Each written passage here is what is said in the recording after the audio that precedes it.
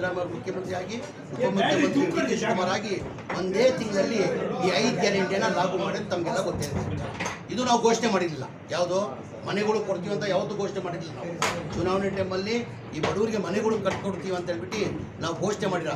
ಬಡೇ ಬಡವ್ರ ಬಗ್ಗೆ ಕಾಳಜಿದ್ದ ಕಾರಣಕ್ಕೆ ಈ ಗ್ಯಾರಂಟಿದಲ್ಲೂ ಈ ಮನೆಗಳು ಕೊಡೋದು ಅಷ್ಟು ಸುಲಭದು ಮಾತಿಲ್ಲ. ಅವ್ರದ್ದೇ ಸರ್ಕಾರಕ್ಕಿಲ್ಲ. BJP 4 ವರ್ಷ ಸರ್ಕಾರ ಇತ್ತು. ಯಡಿಯೂರಪ್ಪ ಅವರು 2 ವರ್ಷ ಮುಖ್ಯಮಂತ್ರಿ ಆಗಿದ್ದರು. ಬಸವರಾಜ ಬೊಮ್ಮಾಯಿ ಅವರು 2 ವರ್ಷ ಮುಖ್ಯಮಂತ್ರಿ ಆಗಿದ್ದರು. ಕುಮಾರಸ್ವಾಮಿ ಅವರು 1 ವರ್ಷ ಮುಖ್ಯಮಂತ್ರಿ ಆಗಿದ್ದರು. ಅವ್ರ ಬಡವ್ರ ಬಗ್ಗೆ ಕಾಳಜಿ ಅವ್ರು ಕೊಡ್ಬೋದಾಗಿತ್ತಾನೆ.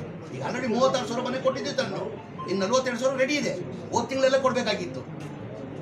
ಈ ಕಾರಣಕ್ಕೆ ಸದನ ಸಮಾವೇಶ ಮಾಡಿದ ಕಾರಣಕ್ಕೆ ನಾವು ಕೊಟ್ಟಿಲ್ಲ, ಬರುತ್ತಿಲ್ಲ, ಕೊಡ್ತಾ ಇದ್ದೀವಿ. ಕೋಲಾರದಲ್ಲಿ 5,000 ಜನ ಅಪ್ಲಿಕೇಶನ್ ಹಾಕಿ 20 ವರ್ಷದಿಂದ ಕಾಯ್ತಾ ಇದ್ದಾರೆ. ಈಗ ಏನಾಗಿದೆ ಬಾಸು, ಅದೇ ಹೇಳ್ತಾ ಇರೋದು. ಬಹಳ ಕಡೆ ನಾನು ಹೇಳ್ತಾ ಇಲ್ಲ, ಟೋಟಲ್ ಒಟ್ಟಾಗಿ 2,30,000 ಮನೆಗಳು ಇಡೀ ರಾಜ್ಯ ನಾನು ಹೇಳ್ತಾ ಇರೋದು.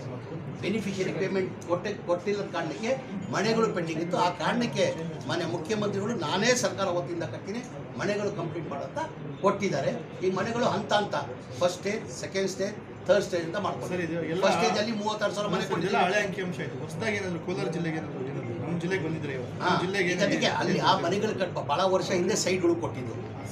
ಅದು ಆ ಮನೆಗಳನ್ನೇ ಕಟ್ಟಬೇಕಂತ. ಹೇಗೆಂದರೆ 1,200 1,300 ಮನೆ ಆಗ್ತದೆ. ಆ ಕಟ್ಕೊಡುವಂಥ ಹಿನ್ನೆಲೆಯಲ್ಲಿ ಅದಕ್ಕಂತ ನಾನು ಬಂದಿದ್ದೀನಿ. ಯಾರು ಸರ್ಕಾರದಲ್ಲಿ ಅನುದಾನನೇ ಇಲ್ಲ. ಈಗ ಕೊಟ್ಟಿದ್ದಿಲ್ಲ. 36,000 ಮನೆ ಯಾರು ಕೊಟ್ಟಿರೋದು? BJP ಅವರು ಕೊಟ್ರ? ಕೇಂದ್ರ ಸರ್ಕಾರದಿಂದ ದುಡ್ಡು ಕೊಟ್ರ? ಅದು ಹೇಳ್ದಲ್ಲ, ಪ್ರಧಾನ ಮಂತ್ರಿ ಆವಾಸ್ ಯೋಜನಾ ಅಂತ 1.5 ಲಕ್ಷ ನಂಬಿಕೆ ವ್ಯವಸ್ಥೆ ಕೊಡ್ತಾರೆ. 18% GST ಹಾಕಿ ಹಿಂದೆ ವಾಪಸ್ 1,32,000 ವಾಪಸ್ ತಗೊಂಡ್ರೆ. ಆ ಕೆಲಸ ನಾವು ಮಾಡೋದು. ಪ್ರಚಾರ ಇಲ್ಲ.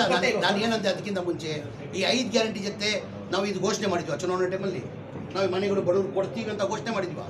ಅಂದರೆ ಬಡವ್ರ ಬಗ್ಗೆ ಕಾಳಜಿ ಇದೆ ಅಂತ ಇತಿಹಾಸ ತೆಗೀರಿ ನೀವು. ಕಾಂಗ್ರೆಸ್ ಪಕ್ಷದ ಇತಿಹಾಸ ತೆಗೀರಿ. ಯಾವಾಗ ಚುನಾವಣೆ ಬರ್ತದೆ ಜನಗಳು ಮಧ್ಯದಲ್ಲಿ ಹೋದರೆ ನಮ್ಮ ಸಾಧನೆ ಹೇಳ್ತೀವಿ. ನಾವು ಇಂಥ ಮಾಡಿದ್ದೀವಿ, ಮುಂದೆ ನಮ್ಮ ಸರ್ಕಾರ ಬಂದ್ರೆ ಹಿಂಗೆ ಮಾಡ್ತೀವಿ.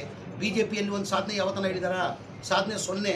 ಬರೀ ಹಿಂದೂ ಮುಸಲ್ಮಾನ್. ಅವ ಹಿಂದೂನೂ ಬೇಕಾಗಿಲ್ಲ, ಯಾವ ಮುಸಲ್ಮಾನೂ ಬೇಕಾಗಿಲ್ಲ. ಅವ್ರು ಬೇಕಾಗಿರೋದು ಅಧಿಕಾರ. ಅವ್ರಿಗೂ ಸಿಕ್ಕಿತ್ತಾನೆ ಅವಕಾಶ. 4 ವರ್ಷ ಇದ್ರಿಲ್ಲ. ಬಡವ್ರ ಬಗ್ಗೆ ಬರೀ ಕಾಂಗ್ರೆಸ್ ಪಕ್ಷಕ್ಕೆ ಸಿದ್ದರಾಮಯ್ಯಗೆ ಮಾತ್ರ ಕಾಳಜಿ ಇರೋದ? ಟಾಸ್ಕ್ ಫೋರ್ಸ್ ರಚನೆ ಮಾಡಿಯಾರಲ್ಲ, ಅದನ್ನ ಅವರು ಇವರಿಗೆ ಮಾತ್ರ ಮುಸ್ಲಿಮರಿಗೆ ಮಾಡ್ಕೊಂಡಿರೋದು ಅಂತ ಹೇಳ್ತಾರೆ. ಯಾವ್ದು ಟಾಸ್ಕ್ ಫೋರ್ಸ್?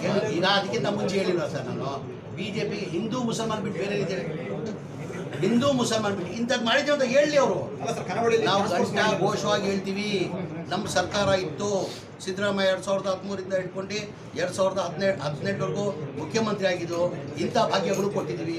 ಇನ್ನು 2023 2028ವರೆಗೂ ನಾವೇನು ಮಾಡ್ತೀವಿ ಮುಂದಿನ ಚುನಾವಣೆಯಲ್ಲಿ ನಮ್ಮ ಸಾಧನೆಯನ್ನು ತೋರಿಸಿ ನಾವು ಮತ ಕೇಳ್ತೀವಿ. ಇದು ಪೂರಕವಾಗಿ